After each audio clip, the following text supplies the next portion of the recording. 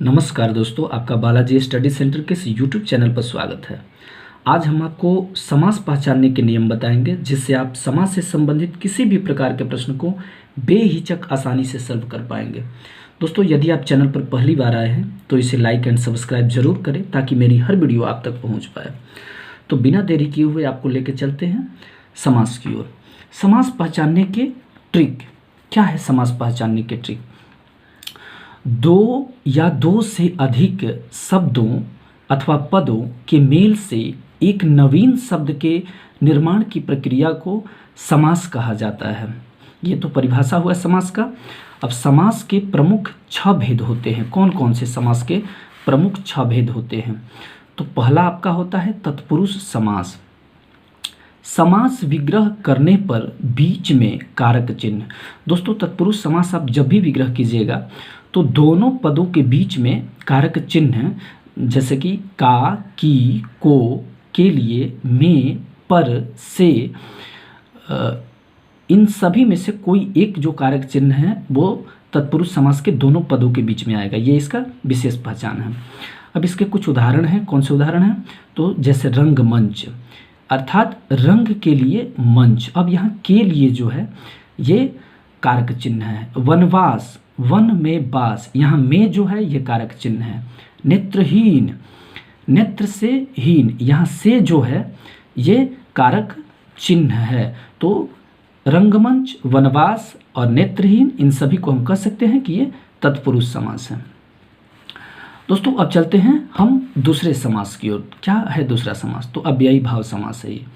जिन शब्दों के प्रारंभ में उपसर्ग जुड़े हो।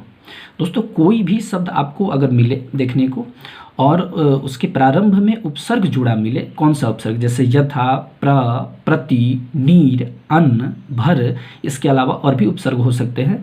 तो इन सभी उपसर्गों से यदि कोई शब्द प्रारंभ हो तो उसे हम कह सकते हैं कि वो अव्ययी भाव समास है। जैसे उदाहरण इसका क्या है? तो यथाशक्ति, यथाशक्ति। अब यथाशक्ति में यथा जो है ये उपसर्ग है।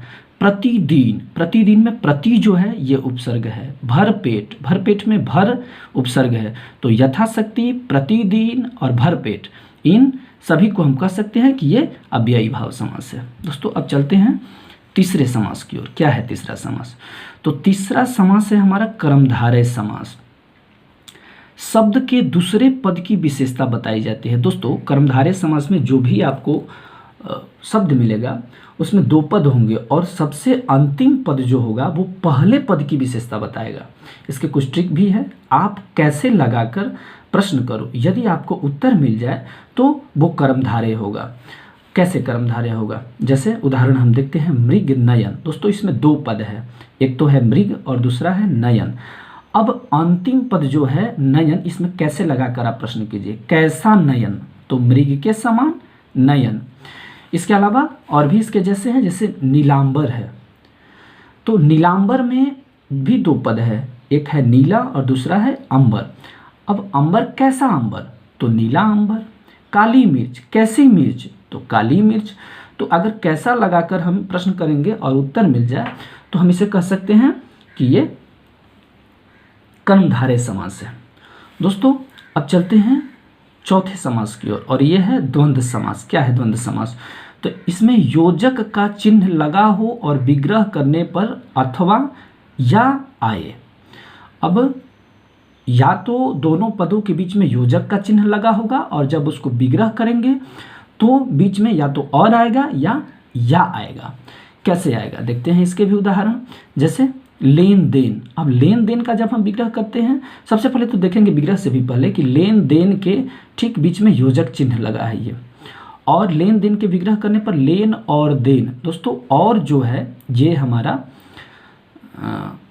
बताता है ये कि ये द्वंद्व समास है। दाल रोटी, दाल रोटी के ठीक बीच में योजक चिन्ह लगा है और इसका जब विग्रह करेंगे तो दाल और रोटी। तो यहाँ भी एक देखिए कि और आ गया। फिर है लाभ हानि। अब लाभ हानि के ठीक बीच में भी योजक चिन्ह लगा है और जब इसका हम विग्रह करेंगे तो लाभ या हानि। अब इसके बीच में या आ गया, तो इसे हम कह सकते हैं कि ये द्वंद्व समास है। अब 5वां क्या कहता है? तो 5वां है मेरा द्विगु समास। इस समास में पहला पद संख्या होता है। दोस्तों कोई भी आपको शब्द मिले देखने को और अगर उसके ठीक पहले वाले पद में कोई संख्या लगा हो तो उसको हम कह सकते हैं कि वो द्विगु समास है। इसके भी कुछ उदाहरण हैं, जैसे पंचवटी। अब पंचवटी में पंच जो है, पंच अर्थात 5, नवग्रह, नवग्रह में 9 अर्थात 9, चौराहा में चौ अर्थात 4, त्रिभुज में त्रि अर्थात 3। तो यहाँ 5, 9, 4 और 3 ये सभी क्या है, संख्यावाची है, तो इन्हें हम कह सकते हैं कि ये द्विगु समास है। चलते हैं छठे समास की ओर।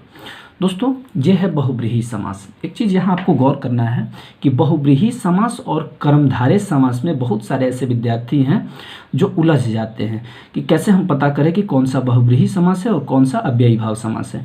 तो इसमें अधिकतर देवी देवताओं के नाम आते हैं, इसमें अधिकतर देवी देवताओं के नाम आते हैं। और इसका एक और भी ट्रिक है कि ये किसी विशेष अर्थ की ओर इशारा करते हैं, ये किसी विशेष अर्थ की ओर इशारा करते हैं। जैसे लंबोदर, चक्रपाणी, दशानन। अब लंबोदर जो है इसमें 2 पद है, लंबा, उदर। अब ये देखिए कि लंबा है उदर अर्थात लंबोदर, तो लंबोदर इशारा कर रहा है किसकी ओर, लंबोदर अर्थात गणेश। चक्रपाणी यानी चक्र है पाणी में जिसके, हाथ में जिसके, पाणी अर्थात हाथ, वो विष्णु। तो दोस्तों ये चक्रपाणी विष्णु की ओर इशारा कर रहा है, लंबोदर गणेश की ओर इशारा कर रहा है। तो एक तो पहले ट्रिक से इसको हम देखेंगे कि इसमें देवी देवता, लंबोदर यानी गणेश, चक्रपाणी यानी विष्णु, तो देवी देवताओं के नाम है। और दूसरे ट्रिक की ओर अगर हम देखते हैं तो ये विशेष अर्थ की ओर इशारा कर रहा है। तो इस प्रकार हम आसानी से इसे हम पहचान सकते हैं कि हमारा कौन सा समास है।